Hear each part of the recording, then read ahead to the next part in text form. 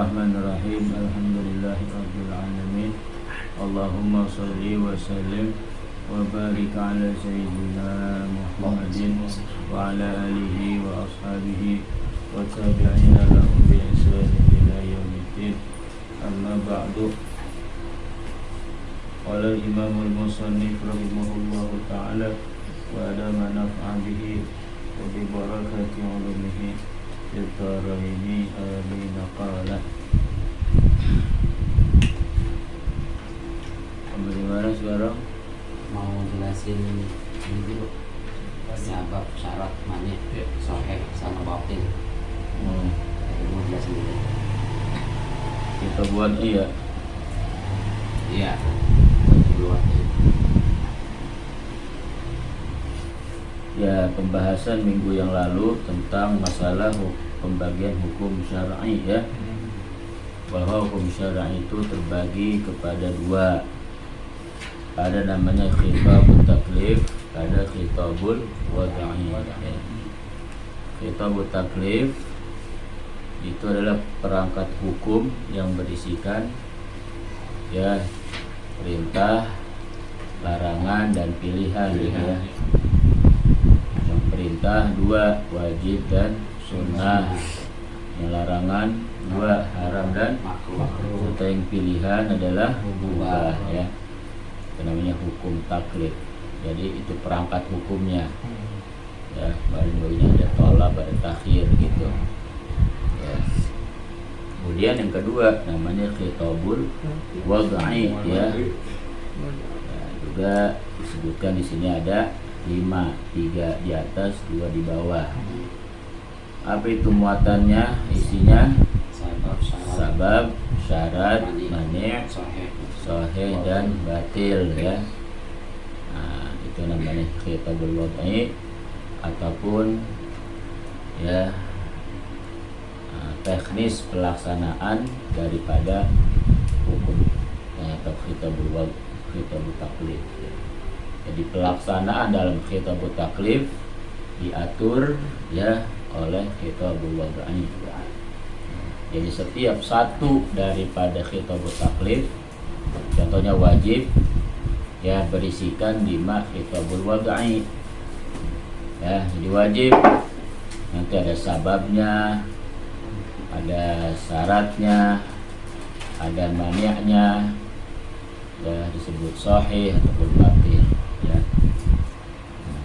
Begitupun sunnah dan seterusnya ya. Nah, sekarang kita mau bahas tentang pengertian daripada khitabul wad'i ya. Jadi kemarin secara lengkap hukum syar'i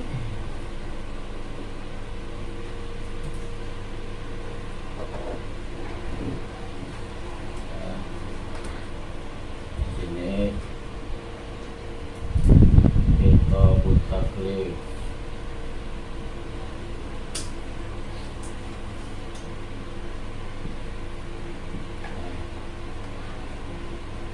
wajib,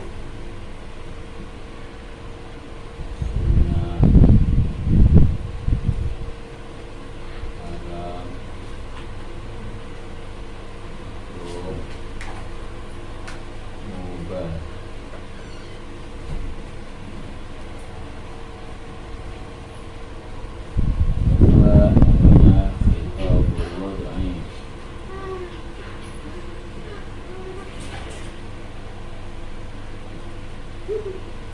Juga ada 5 sabab, syarat,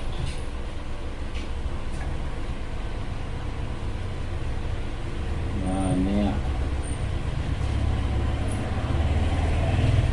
sahih, batil. Ya.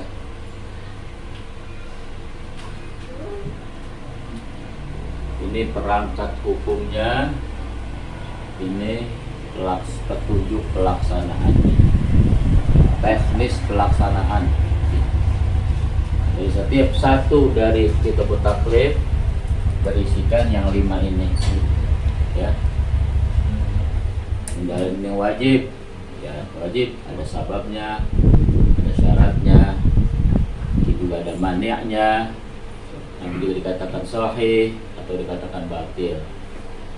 Sunnah begitu juga. Kenapa ini sunnah? Ada sababnya, ada syarat, mani, sahih dan batil, gitu ya.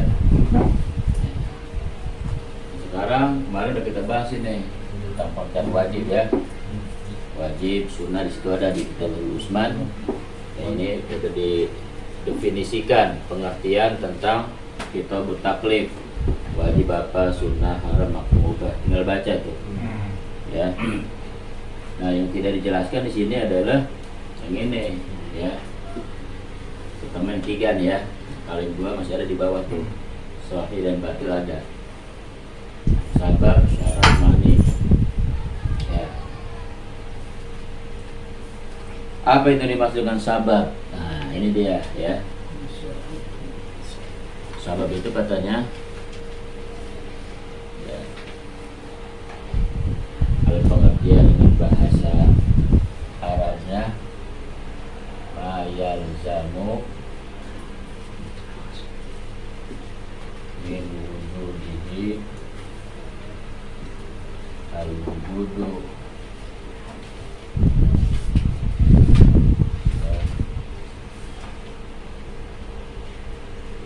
wa yalzamu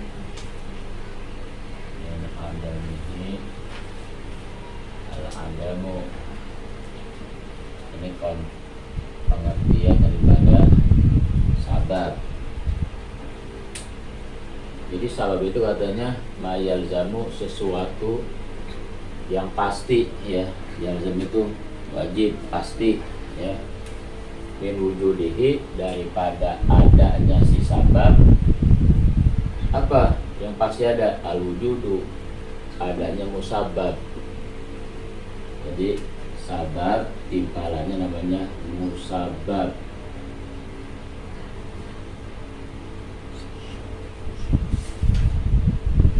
Ya, musabab.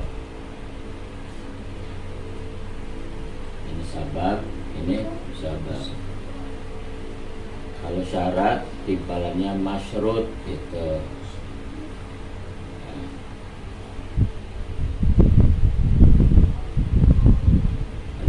Timbalannya mamnu.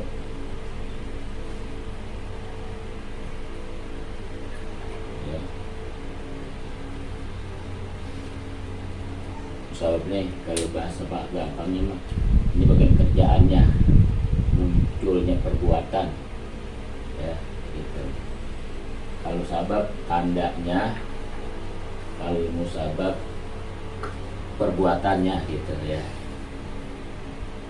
Jadi katanya mayalzamu min wujudihi al-wujudu, sesuatu yang pasti dari adanya si sabab, al-wujudu, adanya musabab.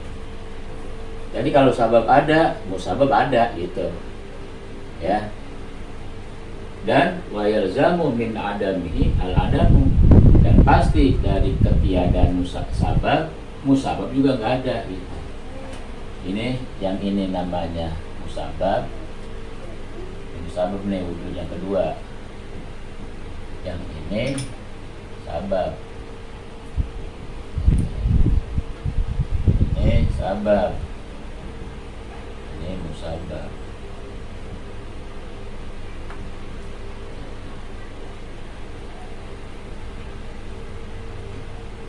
Jadi kalau bahasa mudahnya, bahasa gampangnya, setiap ada sabab udah pasti ada musabab. Itu setiap enggak ada sabab pasti enggak ada musabab gitu ya. Ya. Kalau bahasa definisi ya pengertian bahasa Arab begini, yalzamu min wujudihi al-wujud wa yalzamu min adamihi al-adamu gitu. Setiap ada sabab udah pasti musabab ada. Setiap enggak ada sabab ya musabab juga enggak ada gitu.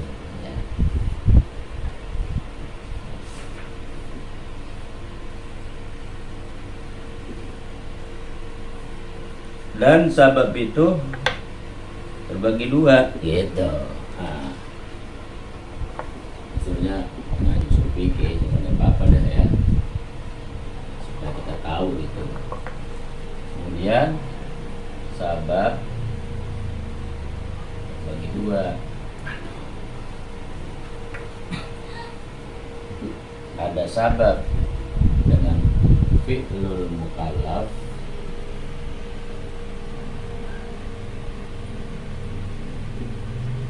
ada sabab ghairu fi'lul mukallaf. Itu.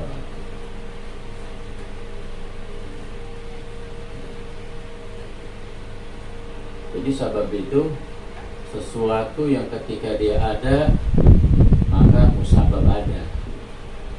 Ya, setiap tandanya muncul pasti ada satu perbuatan yang muncul, gitu ya. Ya sebab akibat gitu kan. Ini sebab, ini akibat gitu ya. Kalau bahasa anak sekolah hari namanya hukum kondisional ya. Hukum sebab akibat, di mana ada sabab ada akibat ya, di mana nggak ada sabab nggak ada akibat gitu ya. Nah, ini mah jangan dilarang ke hukum akli nih. Kalau hukum akli mah bisa aja musabab ada nggak ada sebabnya juga begitu ya. Ya, ini kita lagi bicara hukum syar'i, lagi bicara hukum dzahir ya. Kalau hukum akli bagian tauhid ya, bisa aja musababnya ada tanpa sabab ya, bisa aja itu bocah lahir nggak ada bapaknya gitu kan. Secara hukum akli sah-sah aja ya. Ya itu hal yang jais kok. Buat Allah itu Nabi Adam lahir nggak ada bapaknya gitu kan. Ya itu Nabi Isa maksudnya lahir nggak ada bapak. Nabi Adam nggak ada bapak nggak ada emak jadi orang gitu kan. Sah dong itu. Musababnya ada tuh anak, sababnya orang tuanya nggak ada. Iya itu hukum akli itu mah ya, soalnya larinya jangan campur kemari. Ini mah lagi bicara hukum syar'i, hukum dzahir ini mah ya. Kalau hukum dzahir mah ya memastikan setiap ada sabab ada musabab, nggak ada sabab ya nggak ada musabab gitu ya. Nah sekarang sabab itu terbagi dua, ada fi'lul mukallaf, sabab yang muncul karena kerjaan si mukallaf, karena kerjaan kita ya. Ada sabab yang ghair fi'il mukallaf, selain daripada kerjaan mukallaf. Mana contohnya yang fi'lul mukallaf ya? Orang pergi ya, dibolehkan dalam agama kita sholat namanya qashar jama ya, qashar jama ya. Orang boleh bulan Ramadan kagak puasa, boleh nggak? Hah? Boleh nggak? Ramadan nggak puasa, boleh? Boleh. Hah? Boleh. Boleh aja, namanya iftar. Oh, buka ya. Tapi ini ada sebabnya, gitu. Jangan qashar jama doang. Ya jangan main buka-bukaan bulan Ramadan, jangan mentang-mentang Ramadan dibuka aja. Ini ada sababnya. Sababnya ini karena fi'lul mukallaf. Apa itu? Safar namanya. Oh, apa safar? Safar itu bepergian. Ya, iya. Dalam perjalanan boleh ini qashar jama. Kok boleh sih?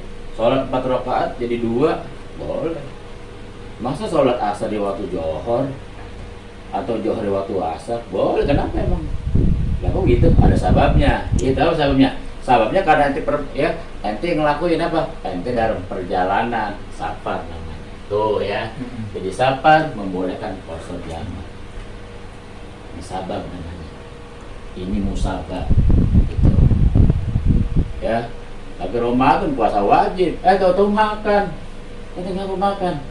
Iya, anu boleh makan dalam agama dikasih loh. Kalau nggak makan, siapa pingsan nih? Ini Ramadan, iya, ente wajib, ente mah orang sini, anda mah orang mana-mana. Kenapa boleh? Karena sababnya anda lebih safar, tuh ya. Jadi safar, sabab, ya iftar namanya, berbuka puasa di siang hari atau membatalkan puasa, jadi boleh. Ini namanya musabah. Dan ini dua ya merupakan fi'lul mukallaf. Apa? Sebabnya dia yang bikin, tapi itu apa dalam perjalanan gitu.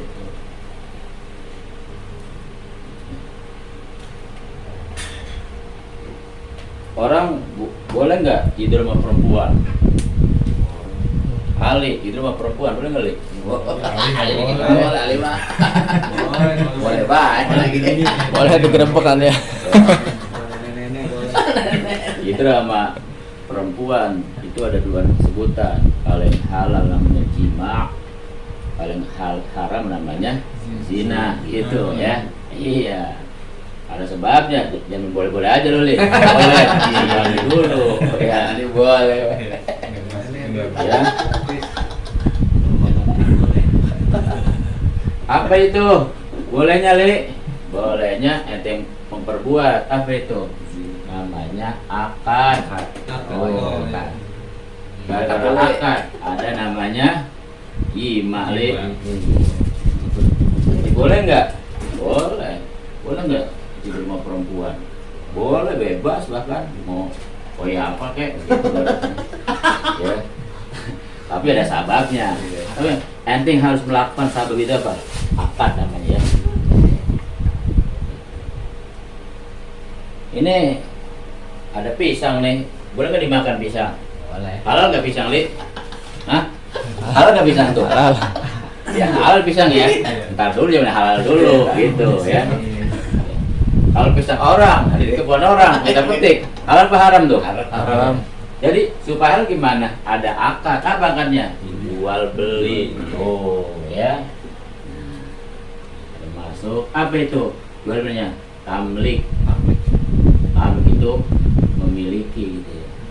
Nah, yang tadi mah pisang, kalau pisang zat pisangnya halal. Ya. Sesuatu yang boleh dimakan dalam agama, tapi buat makannya ada sabab dulu gitu. Kalau punya ente mah ya makan udah tanpa sabab itu mah. Ini punya orang ya. Kita makan pakai apa? Pakai beras. Halal nggak beras? Ya halal lah, makanan pokok ya.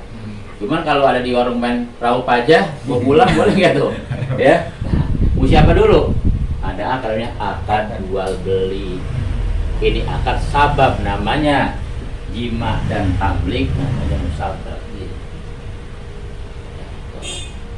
Ini sapar akad kita yang lakuin, gitu ya. Sehingga musababnya muncul.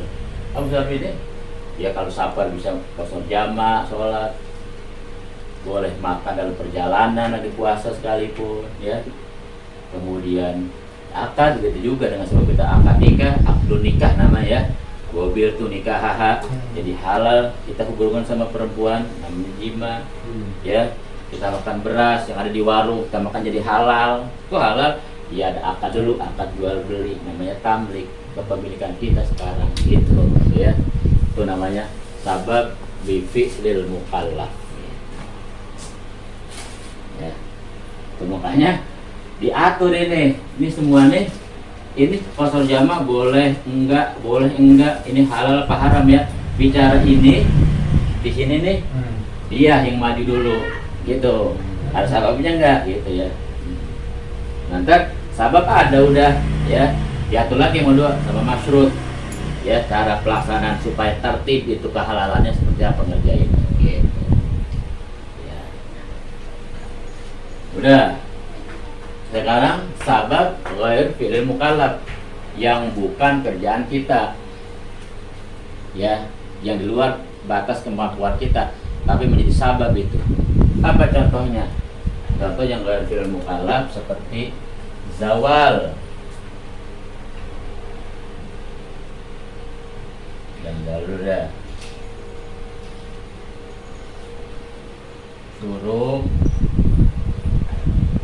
Syuruk apa syuruk?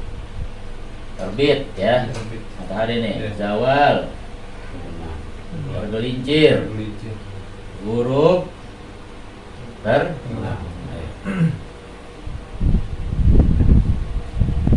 Ini bahasa buat peredaran matahari. Syuruk, nongol matahari keluar. ya. Nanti mau sholat apa nih? Mau sholat duha anak atau sholat isyraq? Udah boleh belum ya? Sholat isyraq sunnah, tapi ada sababnya dulu apa? Sababnya matahari sudah syuruk belum? Gitu. Syuruk itu sudah muncul belum? Udah terbit belum? Udah terbit, udah tinggi, udah jam 7. Berarti boleh baru ada sholat isyraq atau sholat duha. Nah, itu munculnya matahari bukan kita yang naikin matahari. Ya, bukan kerjaan mukallaf itu mah urusan siapa? Ya Allah itu punya urusan ya. Tuh. Dengan sebab syuruk ada sholat duha. Dengan sebab syuruk ada sholat isyraq gitu ya. Nah. Zawal apa zawal? Tergelincir. Untuk sabab apa ini? Sholat johor udah masuk belum ya? Gitu. Di berapa bang sekarang? Udah jam setengah 12 ini. Ya, udah johor apa belum ya? Kira-kira itu setengah 12 sudah zawal belum? Matahari sudah tergelincir belum? Emang dia sekarang udah jam 12 sih? Ya belum kalau begitu mah. Ya berarti matahari disebut zawal itu kalau ditanya sama jam 12 gitu. Berarti itu zawal menjadi sabab adanya sholat zuhur.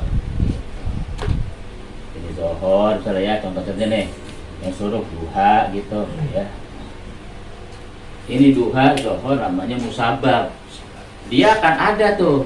Kalau sababnya ada apa? Suruh dan zawal. Kalau guru apa contohnya? Sholat apa ini? Asar. Maghrib ya? Maghrib. Ya. Kalau asar dia mah condong, dia mah mail namanya ya. Al-mailu ya. Ini udah asar apa belum ya? Gitu. Udah miring belum matahari? Udah sih di sono ya. Cuman bagaimana nandainnya? Kalau orang dulu mau pakai kayu katanya. Jadi kalau benda ya sama bayangan lebih panjang dari benda ya, bendanya semeter, bayangannya semeter 10 cm udah asar tuh gitu ya. Jadi kalau bayangan lebih panjang dari benda udah masuk asar. Repot pakai nyeblokin kayu ya, pakai ngeliatin itu, ngeliat jembai dah sekarang mah ya, atau denger azan gitu ya. Itu berarti azan atau jam berapa deh, jam 3:30 udah azan asar, udah masuk berarti. Namanya mail, matahari berarti udah condong. Itu buat asarnya mail syamsi disebutnya ya, condongnya matahari. Kalau huruf terbenam ini buat waktu maghrib ya. Jadi ada bahasa syuruk, zawal, huruf, mail. Ini buat peredaran matahari yang menyebabkan perputaran ini ada munculnya musabab apa? Sholat. Ada sholat duha, zuhur, asar, maghrib. Kalau isya apa? Kalau isya mah sisa bayangan matahari udah habis. Namanya mega merah, asyafaqul ahmar. Itu syafaqul ahmar, sisa sinar matahari tuh yang memancar ke atas, merah tuh. Kalau itu masih ada, masih maghrib. Udah hilang, itu udah gelap isya berarti gitu ya. Nah, ini semua bukan kerjaan kita. Siapa lagi mau dorong-dorong matahari? Ya kan? Siapa? Urusan Allah itu mah. Berarti itu ya, ini sabab, ini musabab ya, namanya sababnya ghair fi'il mukallaf, bukan kerjaan mukallaf gitu ya. Atau ada juga yang di sini yang bukan kerjaan kita.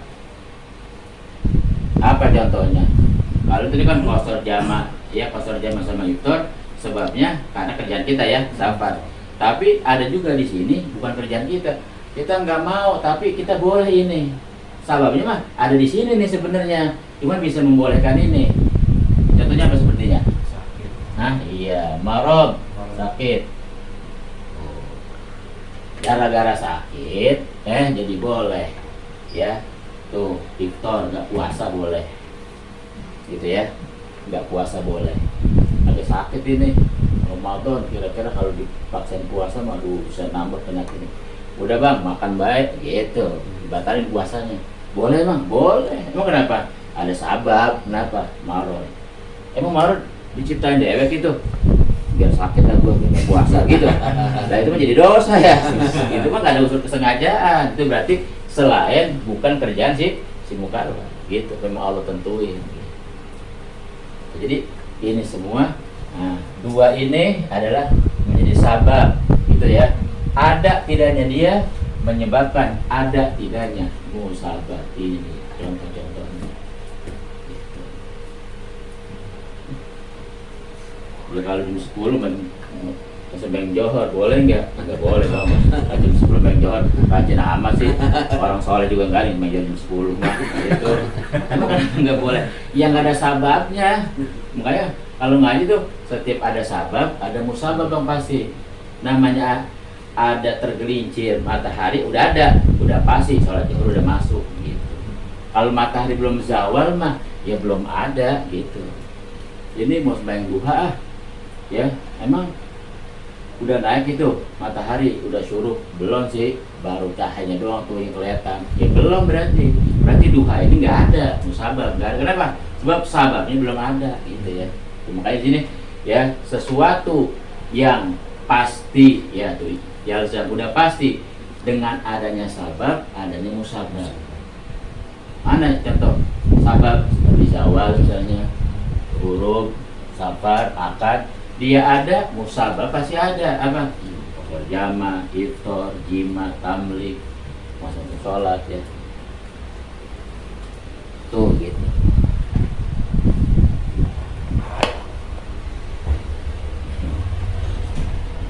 Jadi ini kita pernah tahu sih sebenarnya. Nah, jadi ya ngaprak dulu dah gitu ya. Supaya tahu gitu. Jadi munculnya yang nono ya dikontrol sama dia. Ini berarti khitabul wad'i ya lebih luas dia.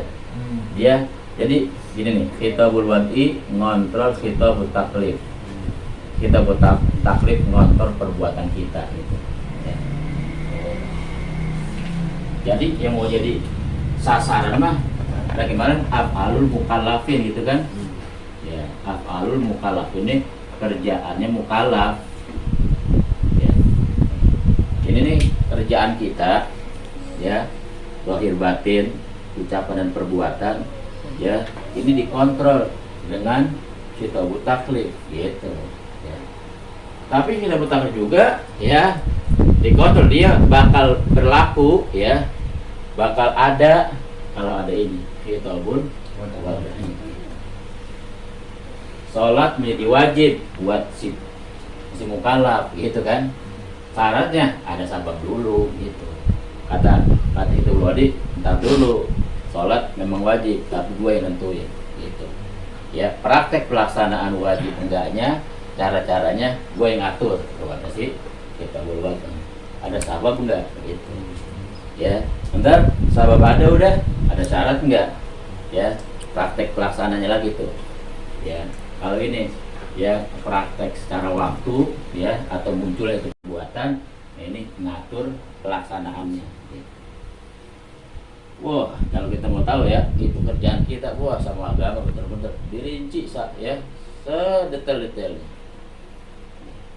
Buat apa itu? Buat nanti ketika orang dimasukkan ke neraka atau ke surga, dia tahu ini semua adalah bentuk kemurahan dan keadilan Allah. Dia dimasukin ke neraka enggak protes, kenapa? Karena dari bentuk keadilan Allah. Udah dirinci tuh kerjaan kita biar bener sampai sedetail-detailnya. Gitu ya. Ini bukan masalah tentang adat saja, bukan ibadah saja, sampai adat pun lebih kontrol sama dia. Karena adat ada di sini tadi bebas, ya kan? Iya, dikontrol berarti. Ya, pekerjaan yang sifatnya adat saja sama hukum syari dikontrol kita, ya, diawasi gitu. Orang yang masuk ke surga pun dia enggak ngandalin, enggak bersandar kepada amal. Kenapa? Ini semua kebetulan Allah Ta'ala yang udah mengatur kita bisa masuk surga karena diatur hidup kita sama Allah sampai begitu detail ya supaya selamat. Ini Al-Quran ya. Jadi inilah kemudian yang menjadi sasaran baik khitabut taklif ataupun khitabul wad'i. Supaya apa ini? Af'alul mukallafin, supaya terarah gitu ya, terarah bener jalannya, gak salah, karena nanti hasilnya selamat dan bahagia kalau merapi nanti. Makanya sesungguhnya setiap manusia ya nggak bisa lepas dari aturan Allah Ta'ala. Kenapa? Karena endingnya bakal selamat dia, bakal bahagia dia. Tapi lepas dari ini, yang kemarin dikasih contoh, nggak ubahnya seperti hewan gitu. Jadi manusia yang lepas dari aturan Allah Ta'ala tidak ubahnya seperti hewan binatang. Hewan nggak punya aturan hidup dia mah. Mau lagu apa kek ya terserah dia mah. Dia mah mau nggak ada bahasa jima atau jina dia mah. Itu kambing lagi berzina, ada nggak begitu? Kalau berzina mah berarti ada kawaannya dia mesti kawin dulu gitu kan? Iya. Dia mah nggak ada kosor jama, nggak ada iftar. Bulan Ramadan kambing lagi diomelin, kambing, lu nggak tahu nih bulan Ramadan makan aja, puasa lah gitu. Iya kan? Orang nggak punya aturan, ya gitu. Nah, ini jadi khusus ini ya untuk kemaslahatan kita manusia supaya berbeda hidup kita dengan makhluk yang lain. Tuh sabab namanya ya.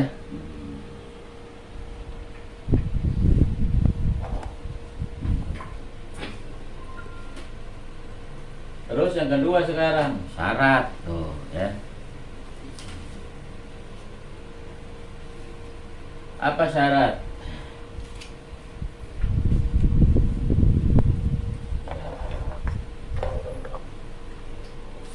Dihapus nggak nih?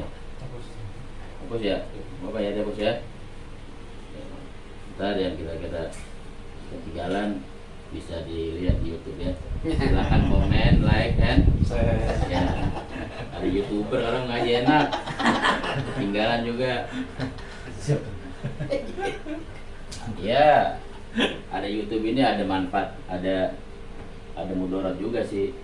Manfaatnya yang udah ngaji belum paham bisa ulang-ulang. Mudaratnya nggak usah ngaji, gue mantar aja nonton di YouTube. Karena sepi ngaji, andelin YouTube. Nah, kedua syarat sekarang. Iya. Karena kebanyakan nonton YouTube membawa Google, berhenti ngaji. Jadi kayaknya Google sekarang nih.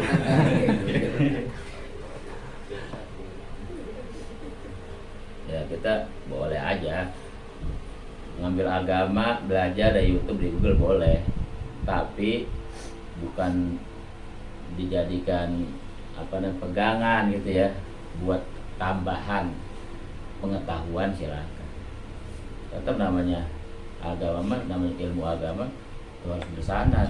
Ya Google sama itu mah gak ada sanadnya, mau lari kemana sanadnya? Nah sekarang saya kata kalau syarat mayalzamu min adamihi al adamu. Nah ini nih, supaya kita bisa membedakan syarat dengan sabab. Kalau syarat katanya mayalzamu, dia mah min adamihi, adamnya disebut. Kalau disebut wujud dulu ya, wujud baru adam. Ini mayalzamu min adamihi al adamu. Yang kedua, wala, pakai wala dia mah. Wala yalzamu min wujudihi, ya, al wujudu walal adamu. Itu.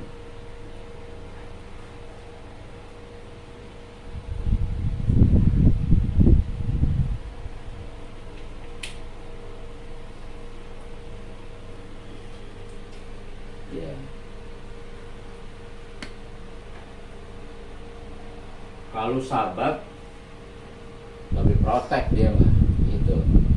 Kata sabab, gua ada, musabab ada. Gua nggak ada, musabab nggak ada. Ya udah itu mah nggak bisa ditawar kayak gitu. Sebelum zawal nggak ada johor. Ya, gua kata udah punya wudu, udah ada di masjid, udah ngelar sejadah. Ya, belum ada zawal, matahari belum tergelincir, ya belum ada johor. Biarin gue mah bayang johor aja. Kalau punya wudu di masjid ini bayang johor ya lamaan nunggu zawal mah tetap nggak ada, ya bukan johor namanya. Kalau dipaksain juga bukan pahala, dosa malah itu mah ya. Tuh mah sabab mah strength dia, makanya ditaruh di nomor 1 gitu. Gua ada, lu ada gitu. Johor lu ada, kalau gua ada zawal. Gua nggak ada, ya lu juga belum ada gitu ya. Tapi kalau syarat lebih lentur gitu ya. Apa kata syarat? Ma yalzamu min adamihi al adamu. Ya. Sesuatu yang pasti dari tidak adanya si syarat enggak ada masrut. Nah ini sekarang ini. Ya. Lihat bahasanya kalimat wujud dulu baru adam gitu ya. Ini mah adam dulu baru wujud. Bedanya syarat sama sabab di situ. Ya. Kata si syarat, kalau gua nggak ada, maksud nggak ada ya, gitu. Masrut, ente nggak ada, ya. Kalau gua juga nggak ada. Gitu. Tapi itu tidak mengharuskan adanya masrut, ya. Sekalipun syarat ada, masrut, ya. Mau ada, mau nggak ada, ya. Terserah itu mah. Tapi kalau dia mau ada, ini mesti ada. Tapi kalau dia ada, ini juga belum tentu ada itu ya. Itu bedanya. Kalau dia mau ada, si maksud ada nih, mau ada, mesti ada syarat. Tapi syarat ada, belum tentu ada masrut gitu. Mana contohnya? Contohnya wudu. Ya, contoh deh. Biar agak kebuka gitu ya. Contohnya wudu. Ya. Wudu adalah syarat.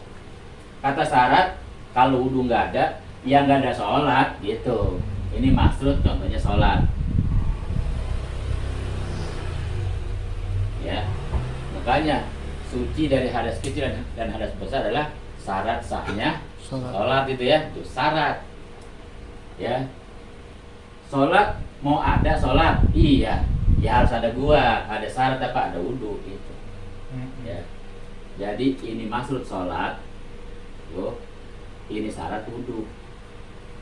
Kalau sholat mau ada, si maksud namanya mau ada dia, ya harus ada syarat, ada wudu. Gitu. Tapi adanya syarat, adanya wudu, belum tentu adanya sholat. Tahu nggak? Iya. Larang bang, wudu mau sholat doang. Ya, nanti ngaji nih, sunnah nggak punya wudu? Sunnah. Mau baca Quran? Wajib, malah kalau megang mah gitu ya, kan gitu, ya kan, ya mau bepergian, sunnah punya wudu. Bahkan kata Nabi, dum alat toharoh, ya langgengin terus tohar wudu. Apa? Yuasa alika rizku. Kalau pengen diluasin rezeki, salah satu digampangkannya rezeki, selalu jaga wudu. Ya, bukannya berarti gue udah punya wudu nih, wajib sholat begitu? Kagak, tapi sholat wajib wudu, bedanya gitu ya. Jadi sholat wajib wudu, tapi wudu belum tentu wajib sholat. Lu ngapain wudu? Mau sholat kagak? Lu tuh nggak ngapa-ngapain, tuh mah wudu aja.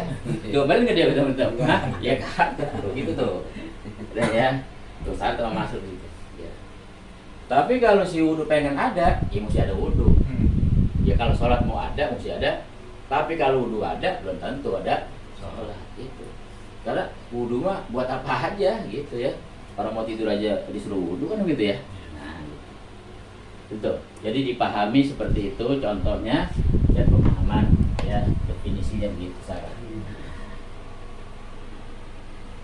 Mau tulis dulu. Kalau nulis mah mau pakai bahasa yang di sini boleh, mau pakai bahasa paham itu nggak apa-apa gitu ya. Sekalipun orang baca gue nggak pahami tulisan lu, bodo amat mau paham mau kagak, gue paham gitu. Iya. Kalian yang nulis orang paham. Jangan udah nulis gak paham, gue nulis ini tapi gak paham. Ya itu. Busuk. Makanya kalau ngaji lu, santri ngaji nih sama guru kan, punya masing-masing tuh catatan ya. Sekalipun kita minjem buku teman kita, komplit banget tuh, kita baca gue gak paham nih, mesti dijelasin sama dia baru paham gitu ya. Kenapa? Karena tulisan itu gimana paham. Jadi pemahaman kita nih kita taruh di buku gitu, di tulisan. Jadi yang paham kita yang nulis itu. Itu berarti kalau udah nulis nggak paham gimana? Ya kosret tuh jadinya. Kalau masih kosret udah ditulis. Nggak paham, yang nulis juga nggak paham. Gitu ya. Itu syarat begitu. Jadi kalau syarat mah ya mah kalau tadi mah sakit dia. Makanya wujud dulu ya. Ada sabab, ada musabab. Enggak ada sabab, ya enggak ada musabab ya mah. Tapi syarat mah dibalik dia mah Adam dulu. Ya, enggak ada syarat ya, yang enggak ada maksud. Dia mah enggak ada dulu sebutnya. Enggak ada syarat, yang enggak ada maksud. Enggak ada wudu, yang enggak ada sholat. Gitu ya. Gitu. Berarti kalau sholat mau ada, ya mesti ada wudu gitu. Tapi sekarang wudu ada syarat, mesti ada si maksud yang enggak ya. Jadi adanya syarat tidak memastikan tuh wala yalzamu mana? Nih wala yalzamu min wujudihi, tidak memastikan adanya si wudu, al wujudu adanya sholat gitu, ya. Jadi enggak harus dia wudu kemudian harus sholat gitu. Jadi wudu buat apa aja gitu ya. Itu namanya syarat disebutnya. Nah, ntar tuh ada pun rincian, ntar ya syarat setiap ibadah ada syarat wajib ini ya, syarat itu dengannya pikir itu mah ya, ngasih pikir itu mah. Nah, jadi ini secara pengertian atau definisinya ada pun rinciannya, nanti jalurnya dua perkepikiran, pikir baiknya urusannya itu ngatur gitu. Nah, makanya pikir mudah ada gabungan ini mana nih, taklid sama hidayah wadi dikawin ini digabung jadi ngaji pikir namanya. Kalau dirinci nah yang ngaji usul fikih gitu ya. Jadi ada ngaji fikih, ada ngaji usul fikih. Jadi kawinan atau gabungan dari ini dua-duanya ngaji fikih tuh, sholat wajib begini caranya. Kalau rinciannya ya itu ngaji usul fikih. Sama kayak ngaji hadis. Ngaji itu ada ngaji usul hadis, ada ngaji hadis, ngaji matan hadis. Namanya ada ilmu diroyah, ada ilmu riwayah. Kalau hadis mah ya ilmu diroyah itu ilmu tentang masalah sanad gitu ya. Tuh ini hadis dhaif apa sahih gitu.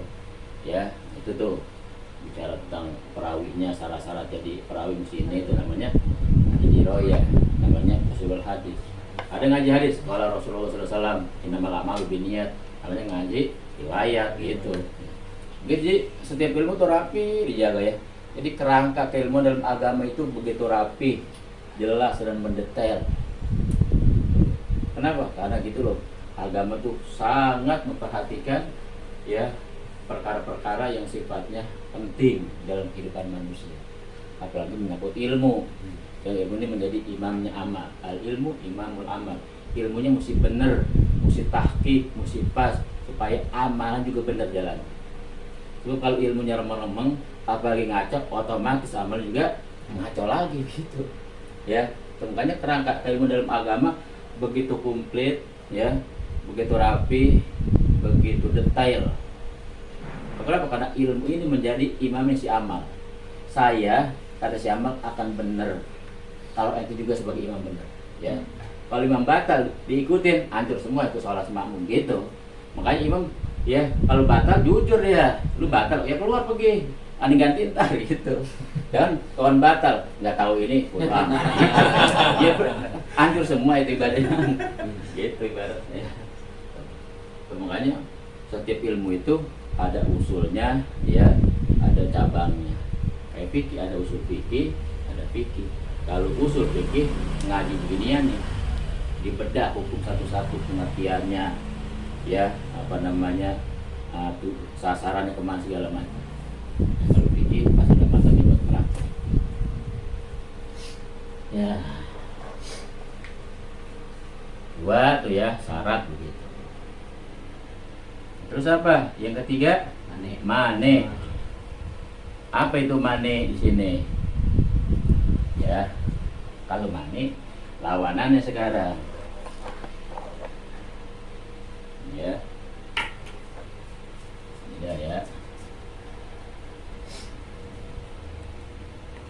Sekarang yang ketiga, ya, muatan daripada kitabul wadi, yang ketiga mane. Ya, mane ini artinya pencegah.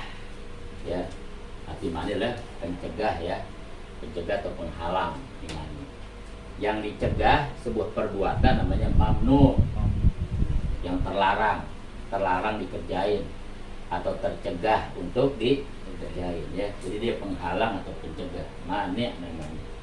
Nah, terus apa definisinya si mane ini ya? Nah, ini sebutin katanya ma yalzamu min wujudihi. Ini nih apa? Al adamu dia tuh. Nah, ya. Ini pentingnya ada definisi supaya kita bisa membedakan sabab apa, syarat apa, mani apa dari definisi yang ada. Ya, kalau di sabab wujud dulu yang disebut wujud dengan wujud. Wujud pertama sabab, wujud kedua musabab. Kalau dalam syarat Adam dulu disebut gitu. Ini Adam yang pertama namanya syarat, Adam yang kedua namanya asyrut gitu ya. Nah, ada. Kalau ini apa? Wujud sama Adam. Tuh. Ya, positif sama negatif ini mah. Gitu ya. Di sini ma yalzamu min wujudihi al adamu ya wala yalzamu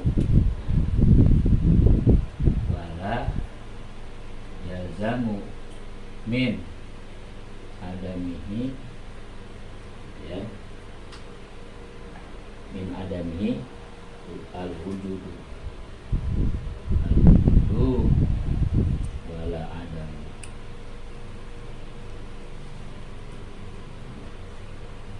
Cuma definisi aja. Ente mau tulis begini boleh, ente mau tulis pengertian yang ente paham juga nggak apa-apa ya.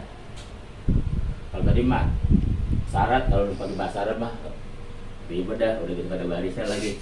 Udah tulis pakai yang ente paham. Sebab itu sesuatu yang wajib ada ya, yang mewajibkan adanya sabab dan musabab gitu ya, dan mewajibkan tidak adanya musabab, tidak adanya musabab gitu ya. Tadi Pak contohnya kayak zawal gitu ya, safar, akad dan seterusnya.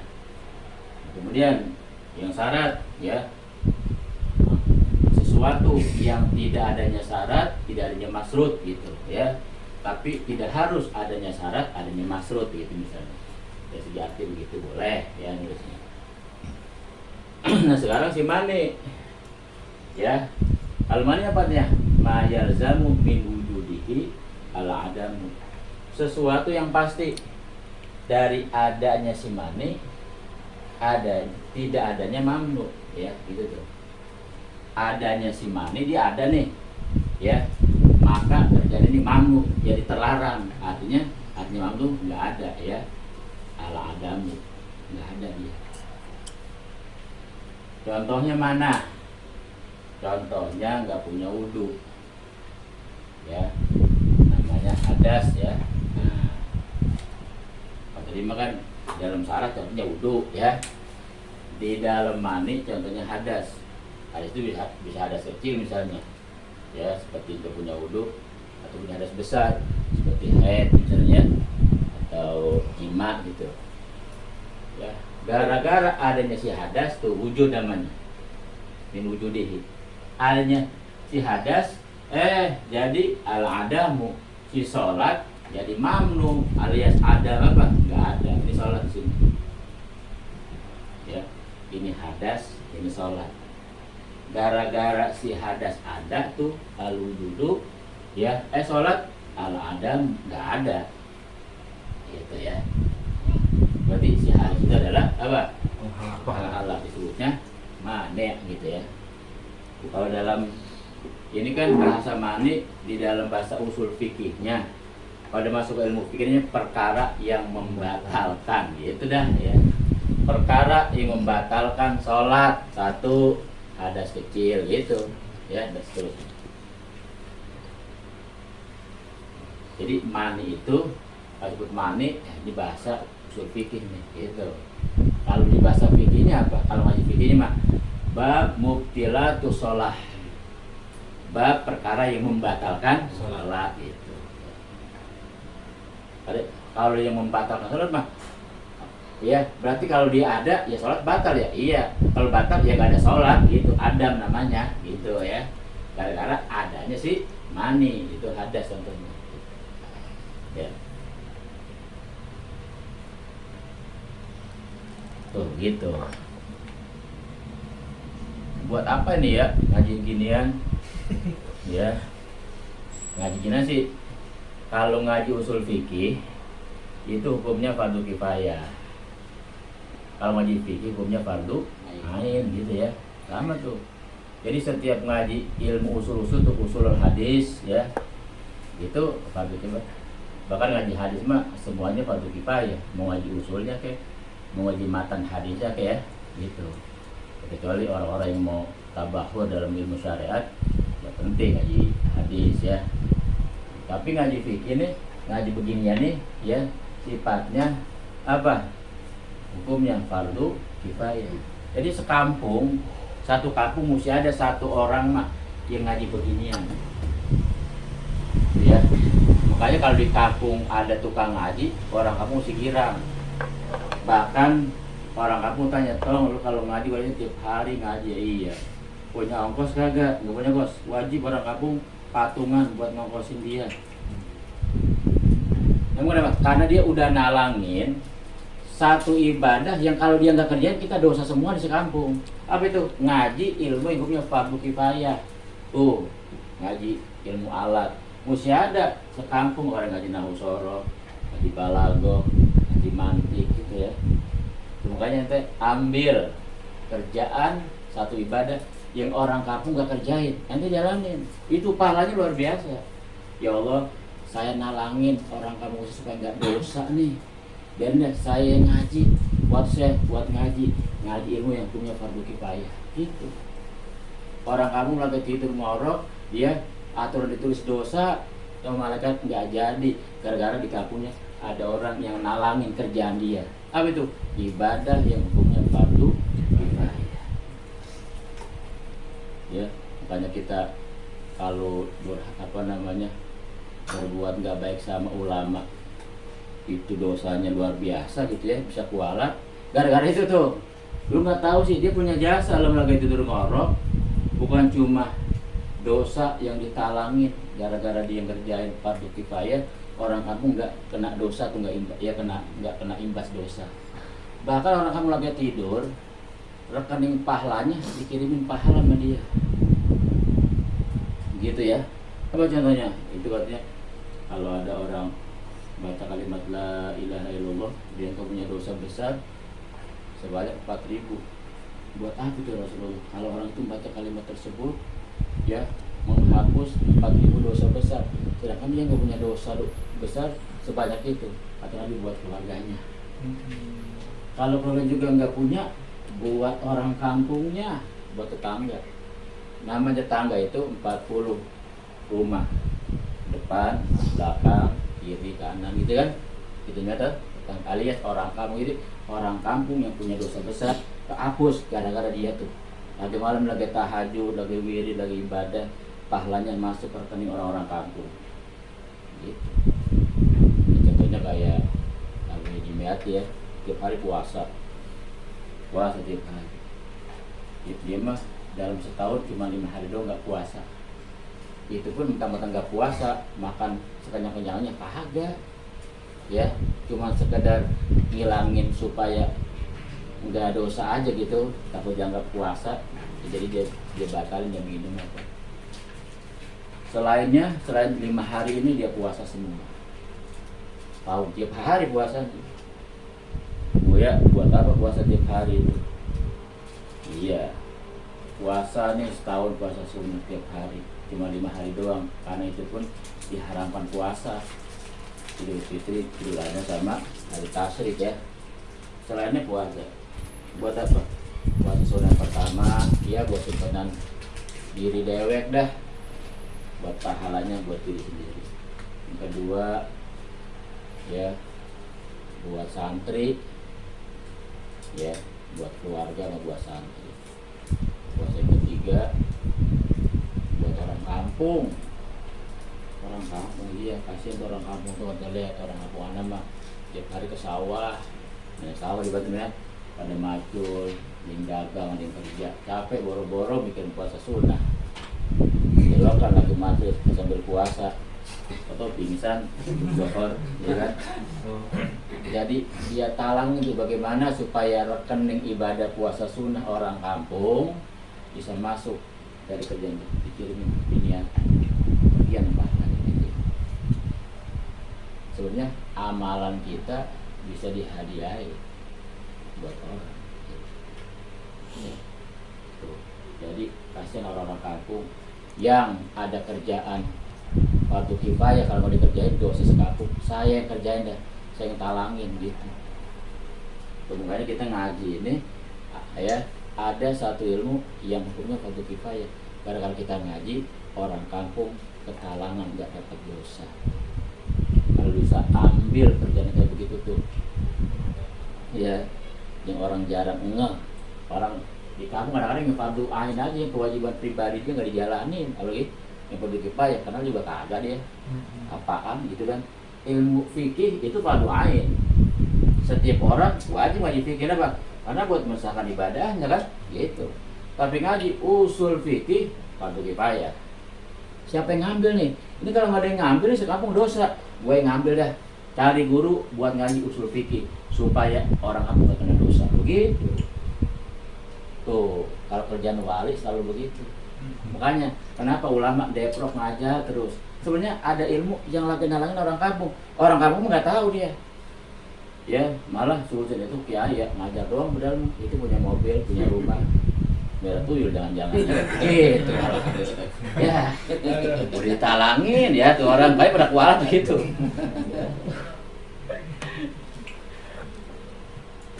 Nah ini ngaji ginian ya, tuh, ngaji hadis, ngaji tafsir, itu hukumnya fardu kifayah. Makanya yang udah jadi ustad harus fokus banyak ngaji begitu.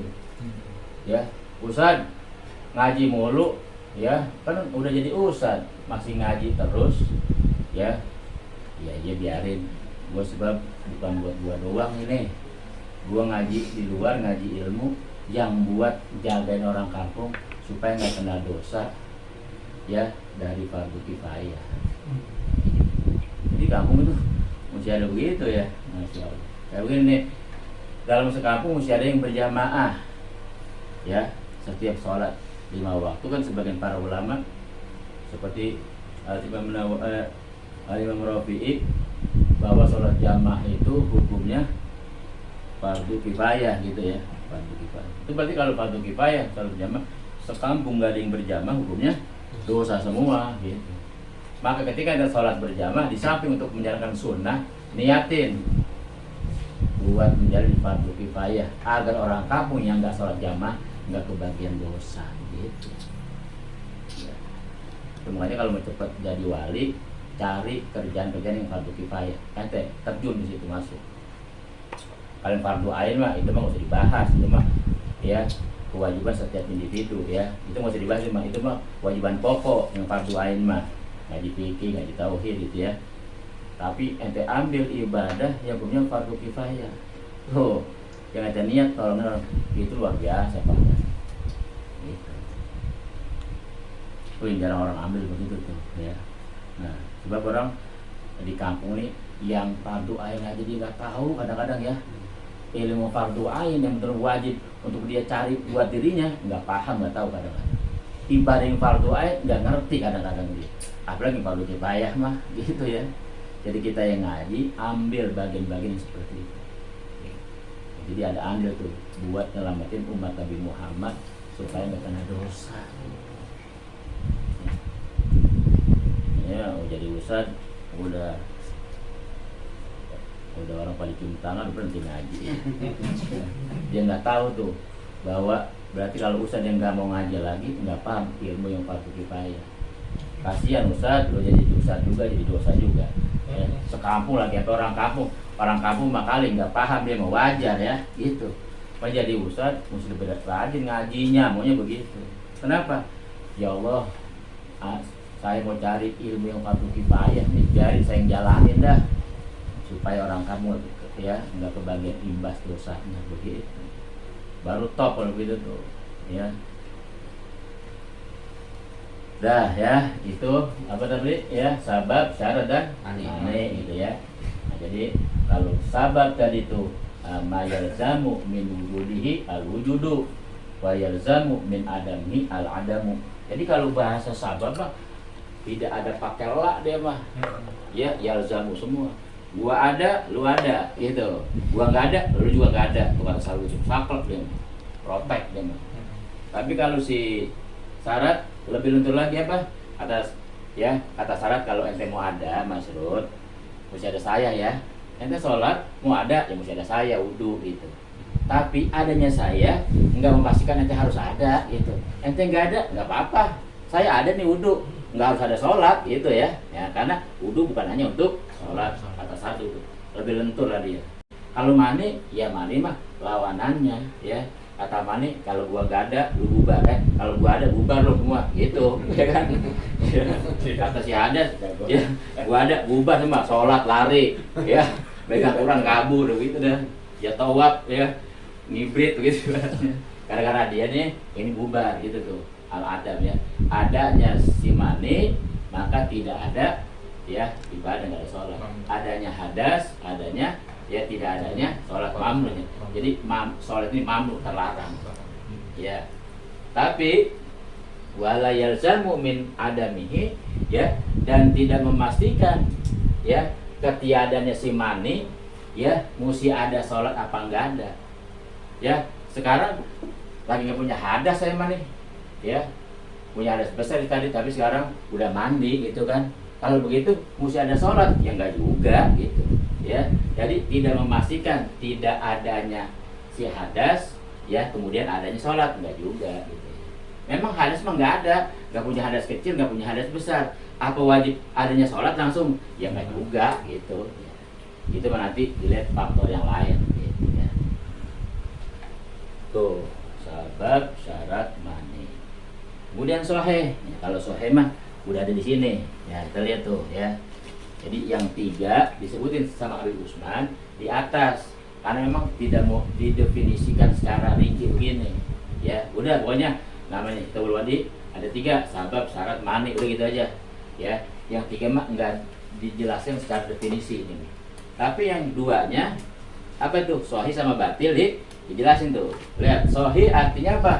Barang yang ada lengkap padanya segala syarat dan segala rukunnya. Kalau sahih mah udah mateng dah. Ya, kerjaan sahih mah yang matengnya nih. Apa nih? Yang lengkap. Ya, sabab ada, syarat ada, bahkan rukun juga ada gitu ya. Sebab ini komplit ini berarti namanya kerjanya sahih. Bener, sah gitu ya. Ini sholat udah ada sababnya apa? Udah terbit matahari, udah waktu johor itu berarti udah ada syaratnya apa? Kalau punya wudu, ya kan? Ya, kemudian ada rukunnya dalam kerjaannya dari awal sampai salam rapi, maka kerjanya namanya as-sholatu shahihah, sholatnya sah, bener rapi gitu. Ya. Makanya disini kan ya barang yang lengkap ya, lengkap, lengkapnya ada sabab, ada syarat, ada rukun.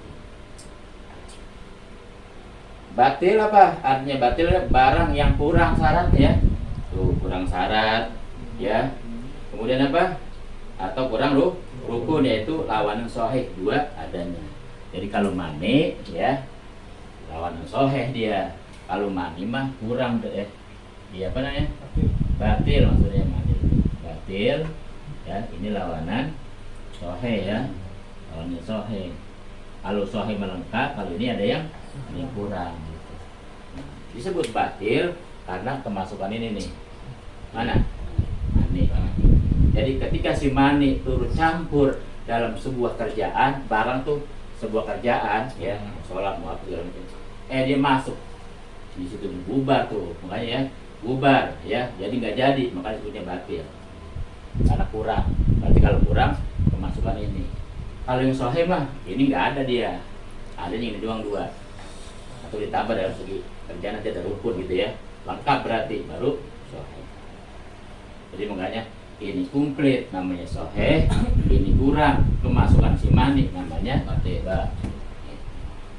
Dan nanti sebuah kerjaan itu dinilai sahih tidaknya tergantung yang di atas ini gitu. Ada yang 2, 1 dan 2 ada lengkap sahih. Kemasukan yang ketiga ya mani namanya batil. Nah, makanya kita berwati Dan 5 sabab, syarat, mani, sahih dan illah. Kemudian nanti yang 5 ini mengatur setiap satu dari wajib diatur sama 5, sunnah, haram gitu ya. Kayak yang haram juga kemasukan juga yang kita belum wajib ya, masuk juga sama ya. Mana contohnya? Ya sini ya. Udah paham kan? Kalau nggak paham, nanya Mali dah. Mali ya. Pinjam nggak Mali yang punya rekaman dia. Yang haram juga sama. Yang haram kemasukan kita belum wajib ya pasti lah. Ini haram kan ada sabab juga, gitu kan? Sabab dalam haram itu, contoh misalnya, satu sebab diharam itu ada namanya bahasa lihormati. 2 lidorori.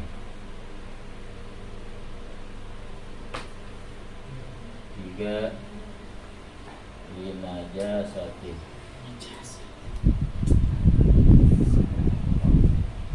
4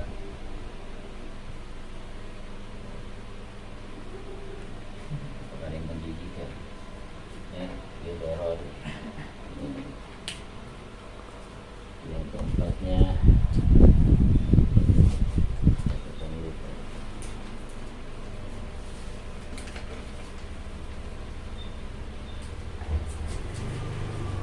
ini sabab-sabab dia munculnya perkara haram.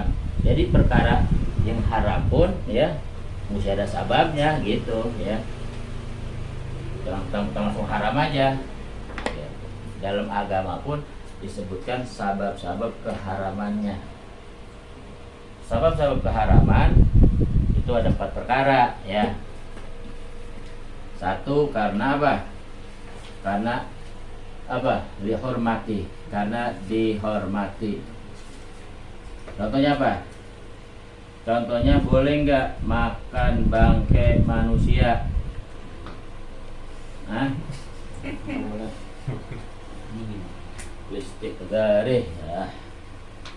Listrik dari nih dihormati. Yang nggak boleh bangsa manusia mau dimakan. Kenapa memang dihormati? Karena dihormati. Jasad manusia dihormati, ya. Makanya nggak boleh. Jangan makan bangkainya ya. Menjual organ tubuh manusia itu nggak boleh. Ya, jual ginjal, jual paru ya. Nggak boleh sebenarnya tuh.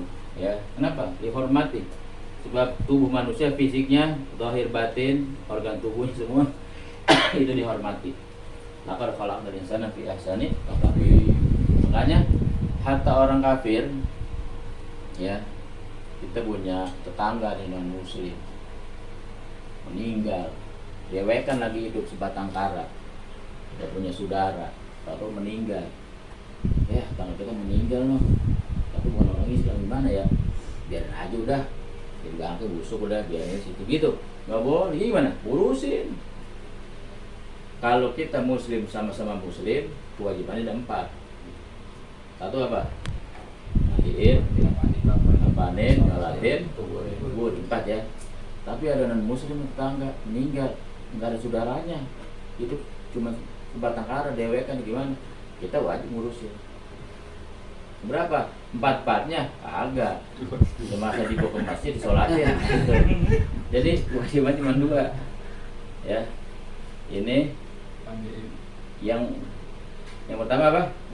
Mandiin hukumnya mubah. Mau dimandiin apa enggak ya? Belum mau mandiin enggak apa-apa. Gitu. Mubah nih. Yang kedua bungkus. Nah ini wajib nih. Kalau bungkus wajib, ya. Dia dibungkus wajib mungkin apa? Karena dia manusia. Ya tetap jasa jadi dihormati. Jasanya dihormati sebagai manusia, ini adalah sebuah ciptaan Allah yang sempurna. Allah yang bilang laqad karamna bani Adam, kami sungguh kami muliakan anak Adam. Maka bungkus wajib. Yang kedua apa lagi yang wajib? Ngelatin. Mungkin ngelatin apa? Kuburin. Gitu ya. Jadi kalau ada muslim kafir zimmi yang meninggal nggak ada yang ngurusin, kita sebagai muslim berkewajiban ngurusin dia apa? Dua yang wajib, bungkus dan ngubur. Kalau mandiin, ngubah. Kalau sholatin, nggak mungkin. Ya, semuanya dihormati. Karena sesuatu diharamkan bisa jadi karena dihormati apa? Contohnya seperti jasad manusia yang nggak boleh dimakan, ya haram. Emang apa haram? Karena dihormati gitu. Yang kedua, lidorori, haram karena bahaya. Contohnya apa? Makan beling. Boleh nggak makan beling? Ya haram lah. Emang apa? Lah bahaya. Ya habis ujus, bodol bader. Ya kan? Tuh. Ya karena bahaya maka nggak boleh. Minum racun, baygon diminum, boleh nggak? Haram. Boleh bahaya itu. Nah, itu berarti ya apa namanya haramnya karena faktor bahaya. Ini sabab nih, sababnya karena membahayakan. Jadi setiap perkara yang membahayakan dalam agama nggak boleh dilakukan. Tuh, ya. Dalilnya mana? Dalilnya ya Allah katakan wala tulqu anfusakum ila tahlukah. Jangan kalian lemparkan diri kalian kepada ya dalam bahaya. Nggak boleh. Dia dorong. Ya, makan beling itu yang kuda lumping itu namanya khawarikul adah dia mah. Ya, ada. Makan beling debus ya. Ya, yang itu punya kerabat dari dia itu. Ya. Yang ketiga lina jasati. Ya. Kenapa itu? Karena faktor apa? Ya karena najis ya, kenajisannya tuh yang sudah disebutkan dalam Al-Quran bentuk-bentuk najis nggak boleh. Apa tuh contohnya? Darah, ya darah, nanah, bangke ya, tuh apa lagi? Anjing, babi gitu kan? Itu hal-hal yang memang sudah disebutkan itu barang najis. Kata agama nggak boleh ya, udah jangan dimakan gitu. Yang kita cari ya, udah najis karena faktor kenajisan. Yang keempat apa? Rizqi apa ini? Faktor karena menjijikan. Ya, jadi sesuatu yang dijijikkan oleh bangsa Arab dulu mah ya, atau oleh manusia secara mayoritas, ya orang jijik kali ini mah, itu haram juga. Contohnya apa? Contohnya misalnya minum air mani. Ini air mani hampir segelas. Ini mani siapa yang segelas ya? Campur kopi enak kali nih, gitu misalnya. Ya boleh. Kenapa? Siapa yang mau minum biji? Biji nih ya. Tuh. Atau seperti makan kiong racun ya, gitu. Kiong racun, doain nggak lo? Sarapan pakai kiong racun lebih pagi. Tuh, makan cacing tanah. Ya. Itu hal-hal yang kira-kira menjijikan menurut pandangan opini umum ya, menjijikan ini mah nggak boleh, haram. Gitu ya. Ini namanya sabab untuk perkara yang haram. Jadi yang haram juga enggak sekonyol-konyolnya haram ya, enggak. Ada sababnya juga apa? Ini dia. Dari 4 perkara ini karena apa faktor dihormati, apa faktor bahaya, apa karena memang ada kenajisannya ya dalam syariat, atau ada faktor menjijikan. Tuh ya, dan seterusnya. Kalau dibahas setiap satu dari ono ada seperti di sini. Mau komplit pokoknya walhasil. Nah, makanya kan kemarin yang udah dijelasin itu bahwa kita taklif yang 5 dikalihkan dengan kita bulwan yang 5. Jadi 5 dikali 5 jadi berapa?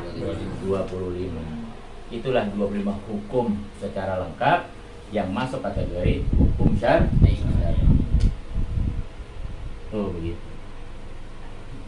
Jadi seluruh af'alul mukallafin, perbuatan kita itu ada 25 CCTV. Nih, 25 hukum. Oh. Jadi kalau dari kita bangun tidur sampai tidur lagi, semua aktivitas kita zahir dan batin ada 25 CCTV yang kontrol. Ya. Satu aja udah kelihatan semua ya. Apalagi sampai 25. Ini betul lengkap. Ini untuk apa nih? Untuk menunjukkan keadilan Allah Ta'ala.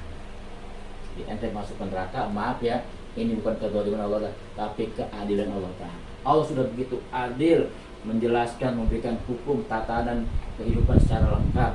Kenapa nggak dipakai, nggak dijalani? Gitu. Itu Amr 25. Ya. Dan ketika orang masuk surga pun, alhamdulillah Allah, saya masuk karena bimbinganmu bisa melaksanakan ini. Ya, maka mau selamat, mau bahagia dunia akhirat, pegang ini hukum syariat. Ya. 8:30. Nah, itu pembahasan kita ya. Jadi itulah masalah hukum syariat ya. Ini baru hukum yang kedua.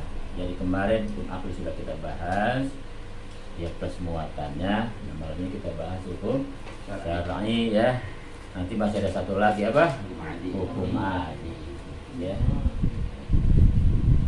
Sampai sini wallahu a'lam. Kalau ada yang mau nanya kali belum jelas. Ustaz, Ya. cacing buat obat gimana tuh, Ustaz? Hah? Cacing tipes itu kan biasanya. Iya. Cacing kalau misalnya memang tidak ada obat selain itu dan itu sudah terbukti ya. Jadi yang mengatakan itu sebagai obat adalah orang yang fiqh, sebagai orang yang terpercaya memang itu sudah ada bukti nyata sebagai obat dan sudah tidak ditemukan obat yang lain. Jadi kalau orang sakit tipes masih ada obat yang lain bisa menyembuhkan tipesnya, obat yang lain ahsan ambil gitu. Tapi kalau udah nggak ada, mau nggak mau itu nggak apa-apa. Seperti dulu sahabat ada yang belum minum kencing onta gitu ya. Jadi setelah obat yang lain nggak ada, boleh digunakan itu. Ya, namanya faktor apa? Darurat itu ya. Kecuali yang perkara yang haram mutlak. Haram itu kayak homer ya, memang haram mutlak itu mah. Yang haram mutlak memang sesuatu yang nggak mungkin ya bisa, karena itu keharaman sudah jelas disebutkan dalam innamal khamru wal maisiru gitu kan ya, itu nggak boleh itu. Pasti Allah menciptakan obat dari sesuatu yang masih dibolehkan gitu ya. Jadi kalau sudah nggak ada obat selain itu dan memang sudah terbukti itu sebagai obat, sebagai alternatif terakhir boleh ya.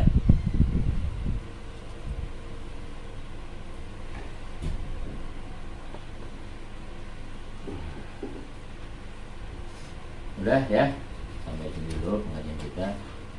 Sekarang ngajinya lebih awal lah, jam 9 ya. Karena ngaji gini ini kalau udah kemalam lagi ngantuk berat malamnya ya. Jam 9.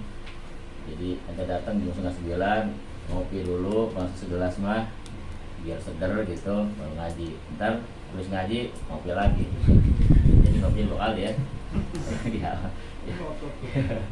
Supaya ilmu yang didapat ditutup sama kopi belum nyangkat. Wallahu a'lam bishawab. Al-Fatihah.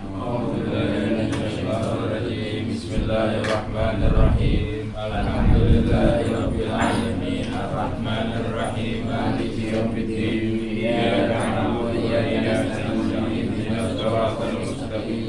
Shiratal ladzina an'amta 'alaihim ghairil maghdubi 'alaihim waladdallin. Amin. Bismillahirrahmanirrahim. Rabbana anfa'na bima 'allamtana. Rabbi 'allimna alladhi yanfa'una. Rabbi faqihna wa faqih ahlana wa barakat lana fi dinina ma'alil qudri anta wa dhakar. Rabbi wa bi'na wa bikum bima tartadi qawlan wa fi'lan karama warzuqil kulla halalan daima wa iyyaka ya ulama nahda bil khairi wa kulla syar. Rabbana aslih lana kulla su'un wa qirra birridha minkal uyun waqdi anna rabbana kulla tuyun wa blantatia rasulul manun waghfir isturan akrama man sadar wa salatullahi kushal mustafa ilal haqqi da'ana wal wafa fi kitabil fihi nazi wa ala alil kiram bisyurafa وعلى صحبه مصحبه الغار اللهم اهدنا بهداك واجعلنا ممن يسارع في رضاك ولا تولنا بيسرك ولا تجعلنا ممن خلف عن وعصاك حسبنا الله ونعم الوكيل ولا حول ولا قوة إلا بالله العلي العظيم وصلى الله على سيدنا محمد وعلى آله وصحبه وسلم والحمد لله رب العالمين يا ربنا اعترفنا بأننا اعترفنا وأننا أسرفنا على ما أشرفنا فتب علينا توبة تغسل كل حوبة واستر لنا عورات وآمن الروعات واغفر لوالدينا ربي ومولودينا والآل والإخوان وسائر الخلان وكل ذي محبة أو ديرة أو صحبة والمسلمين أجمعين يا ربي أسمع فضلا وجودا منا لا باكتساب منا بالمصطفى رسولي على بكل سوري صلى وسلم ربي عليه عبد الحق وآله وصحبه عدد صحبه والحمد لله في البر والتناهي الحمد لله رب العالمين الحمد لله على نعم الله الحمد لله على بركات الله الحمد لله ويكافئ مجيدا والحمد لله رب العالمين يا رسول الله سلام عليك يا ربيع الشان والدرج يا رسول الله سلام عليك يا ربيع الشان والدرج يا رسول الله سلام عليك يا رفيع الشان